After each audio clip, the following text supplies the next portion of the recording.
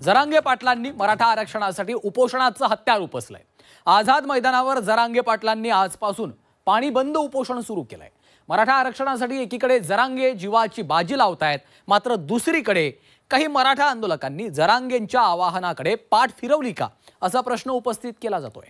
आणि याचं कारण म्हणजे जरांगे पाटलांनी सांगितल्यानंतर देखील काही मराठा आंदोलक हे अनेक ठिकाणी हुल्लडबाजी करताना दिसतायत। पाहूयात।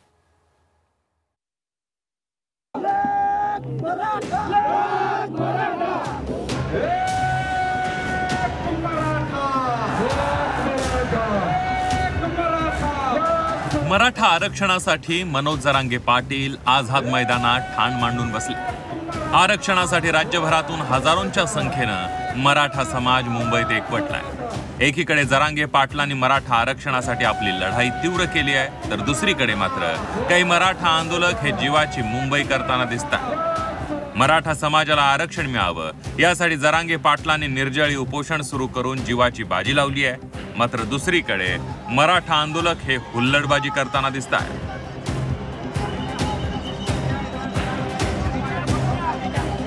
छत्रपती शिवाजी महाराज टर्मिनसवर मराठा आंदोलक रेल्वे ट्रॅकवर उतरल्याचं पाहायला मिळालं होतं। यावेळी आंदोलकांनी सीएसएमटी स्थानकावर मोठी गर्दी केली होती।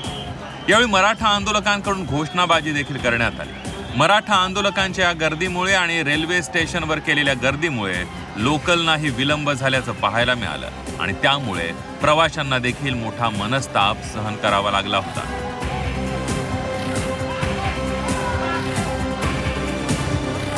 काही आंदोलक हे मोटरमनच्या केबिनमध्ये देखील घुसल्याचं पाहायला मिळालं। लोको पायलटने केलेल्या विनंतीनंतर आंदोलक खाली उतरले।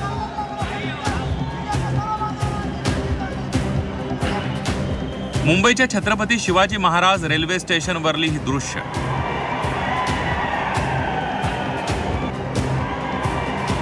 काही मराठा आंदोलक सीएसएमटी स्टेशनवर दहीहंडीचे थर रचताना दिसतात।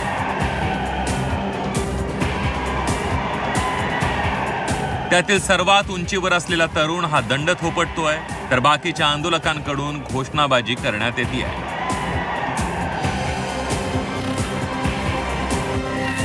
आता हे दुसरं दृश्य बघा।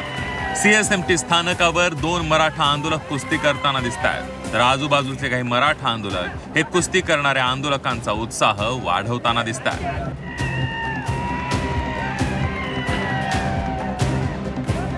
ही तिसरी दृश्य देखील छत्रपती शिवाजी महाराज टर्मिनसवरची आहे। या दृश्यांमध्ये रेल्वे स्टेशनवर काही मराठा आंदोलक हे हलगी वाजवतात, तर बाकीचे मराठा आंदोलक हे हलगीच्या तालावर ठेका धरताना दिसतात। सीएसएमटी स्थानकावर प्रचंड मोठ्या प्रमाणावर गर्दी असते, त्यात मराठा आंदोलकांच्या अशा हुल्लडबाजीमुळे प्रवाशांनाही मोठा त्रास सहन करावा लागतोय।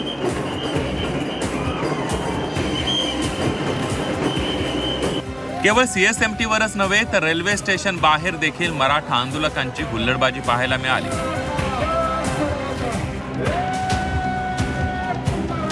मुंबई महापालिकेसमोरील बॅरिकेड्स खेळणं बनवून त्यावर बसून काही मराठा आंदोलक हे हुल्लडबाजी करताना दिसतात।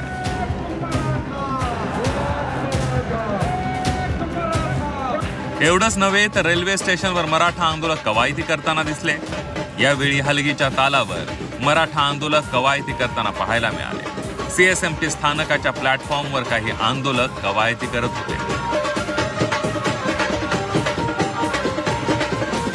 लॉ अँड ऑर्डर कोलॅप्स झाली असं म्हणता येणार नाही। हा, काही घटना मात्र अशा घडलेल्या आहेत की ज्या भूषणावं नाहीये आणि अशा प्रकारची अपेक्षा आंदोलकांकडनं नाहीये। आता जर त्याचंही समर्थन होणार असेल तर मात्र मग महाराष्ट्राची संस्कृती कुठे चालली आहे? आपण छत्रपती शिवरायांचं नाव सांगणारे लोक आहोत, आपण छत्रपतींचा इतिहास सांगणारे लोक आहोत आणि छत्रपतींचा इतिहास सांगत असताना अशा प्रकारे जर आपण वागलो तर कुठेतरी आपण त्या ठिकाणी छत्रपतींचा अपमान करतो आहोत का, त्यांच्या संस्कृतीचा अपमान करतो आहोत का, अशा प्रकारचा प्रश्न आहे। मुंबई महापालिकेसमोर मराठा आंदोलकांनी खो खोचा डाव देखील मांडला होता। काही मराठा आंदोलक हे खो खो खेळताना दिसले, तर काही मराठा आंदोलक हे स्टेशनवर कबड्डी खेळताना पाहायला मिळाले।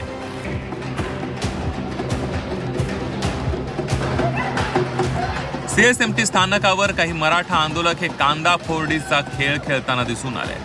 एका मराठा आंदोलकाला खाली वाकून त्याच्या अंगावर मराठा आंदोलक हे उड्या मारताना दिसले।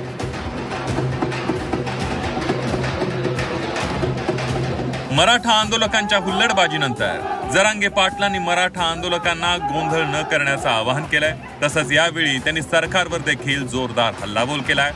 आंदोलक हुल्लडबाज नसून सरकार हुल्लडबाज असल्याचं टीकास्त्र जरांगे पाटलांनी डागलंय. पत्रकार बांधवांना सांगतो, पोरं हुल्लडबाजी करत नाही आहेत, सरकार हुल्लडबाजी करत आहे. सरकारला 4 महिन्यापूर्वी सांगितलं होतं आम्हाला मुंबईला यायचं नाही, आमची आरक्षणाची मागणी सोडवा. ह्या हुल्लडबाज आणि माजमस्तीत जगणाऱ्या मदमस्त मुख्यमंत्री, माजलेल्या मुख्यमंत्र्यानं जाणून बुजून मराठ्याचा प्रश्न सोडला नाही. अशांतता व्हावी म्हणून छत्रपती शिवरायांच्या नावाने अगर आपण स्वतःची ओळख सांगतो, स्वतःला मावळे समजतो, गळ्यात अगर आपल्या भगवा घातला असेल तर कुठल्याच माता भगिनींकडे आपण वाकड्या नजरेने बघूच शकत नाही. ज्याचं रक्त भगवा आहे, ज्याच्या गळ्यात भगवा आहे, आपण कधीच कुठे धिंगाणा घालणार नाही, कुठली चोरी करणार नाही, कुठल्या माता भगिनींकडे वाकड्या नजरेने बघणार नाही. ह्याला तर छत्रपती शिवरायांचे मावळे म्हणतात. हीच तर आपली ओळख आहे. आणि म्हणून जे कोण करणारे आहेत ते नेमकं कोण आहेत हे कुठे ना कुठेतरी शोध घेतला पाहिजे. मनोज जरांगेंचं आजपासून निर्जळी उपोषण सुरू आहे, तर दुसरीकडे मराठा आंदोलकांची हुल्लडबाजी पाहायला मिळते. मराठा आंदोलकांच्या हुल्लडबाजीचा प्रवाशांना मोठा त्रास होतोय. त्यामुळे यावर आता राजकीय प्रतिक्रिया देखील उमटू लागलेल्या आहेत. आंदोलन करताना लोकांना त्रास होतोय का याचा विचार करण्याचा सल्ला पंकज भोयर यांनी दिलाय. तर मुंबईकरांना त्रास का होतोय हा प्रश्न सरकारला विचारा असं अमित ठाकरेंनी म्हटलंय. की आंदोलन करणं काही गैर नाही. लोकशाहीच्या मार्गातून आंदोलन आपल्या मागण्यांकरता आपल्या देशामध्ये होत असतं आणि ते केलं देखील पाहिजे. परंतु हे आंदोलन होत असताना आपल्या देशातल्या, आपल्या राज्यातल्या, आपल्या गावातल्या सर्वसामान्य लोकांना याचा कुठे त्रास होतोय का याचा देखील विचार त्या ठिकाणी सर्वसामान्य लोकांचा विचार आंदोलकांनी केला पाहिजे. ते मला वाटतं सरकारने बघावं.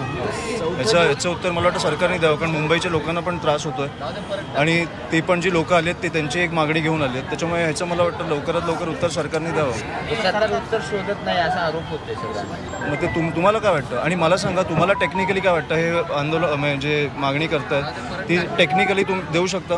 तुम्ही दरवेळेला आमच्या खांद्यावर बंदूक ठेवून तुम्ही चालवता. तुम्हाला टेक्निकली काय वाटतं? पण सरकारने सोल्युशन काढतो असं आंदोलकांना म्हटल्यानंतर ती भूमिका सरकारने घेतली पाहिजे. मला वाटतं की ह्या वेळेला तुम्ही आलायत तर मला वाटतं जे काय उत्तर आहे ते घेऊन तुम्ही परत जा. मंत्रिमंडळ उपसमितीचे अध्यक्ष राधाकृष्ण विखे पाटील यांनी देखील मराठा आंदोलकांना सल्ला दिलाय. आझाद मैदानात आंदोलन सुरू असल्यामुळे आंदोलकांनी तिकडेच राहावं, अन्य ठिकाणी जाऊन इतरांना त्रास होईल असं वागू नये असा सल्ला विखे पाटलांनी दिलाय. शेवटी आपल्या भावना व्यक्त करताना तो मराठा बांधव आझाद मैदानावर जर एकत्र येत असतील तर काय वाजवी काही नाही, पण त्या व्यतिरिक्त अन्य ठिकाणी जाऊन मग आपण दैनंदिन जे जीवन विस्कळीत करण्याचा प्रयत्न करायचा त्या समाजाची बदनामी होते याचे भान ठेवलं पाहिजे. त्याची त्यांना त्रास होऊ नये यासाठी एखादं वानखेडे स्टेडियम सारखं जर मैदान दिलं तर जेणेकरून ते एका ठिकाणी बसतील, त्यांचं आंदोलन जे काय ते चालू राहील. अशी सरकारने जर व्यवस्था केली तर मला असं वाटतं की त्यांना मदत केल्यासारखी होईल. मुंबईमधल्या लोकांच्या भावना थोड्याशा आहेत की आम्हाला त्रास होतोय, पत्रकार बांधवांच्या भावना, सगळ्यांच्याच भावना आहेत, तर त्याही सगळ्या अडीअडचणी त्या दूर होऊन जातील. मराठा आरक्षणासाठी राज्यभरातून आलेले आंदोलक चांगलेच आक्रमक झाले. दक्षिण मुंबईमध्ये ठिकठिकाणी मराठा आंदोलकांकडून हुल्लडबाजी सुरू आहे. त्यामुळे मुंबईकरांना याचा मोठा त्रास होतोय. लोकल उशिराने आहेत. काही ठिकाणी सामान्य नागरिकांच्या गाड्या देखील अडवण्यात आल्या. त्यामुळे जरांगे पाटलांनी केलेल्या आवाहनाकडे मराठा आंदोलकांनी पाठ फिरवली आहे का असा प्रश्न आता उपस्थित केला जातोय. ब्युरो रिपोर्ट, झी 24 तास.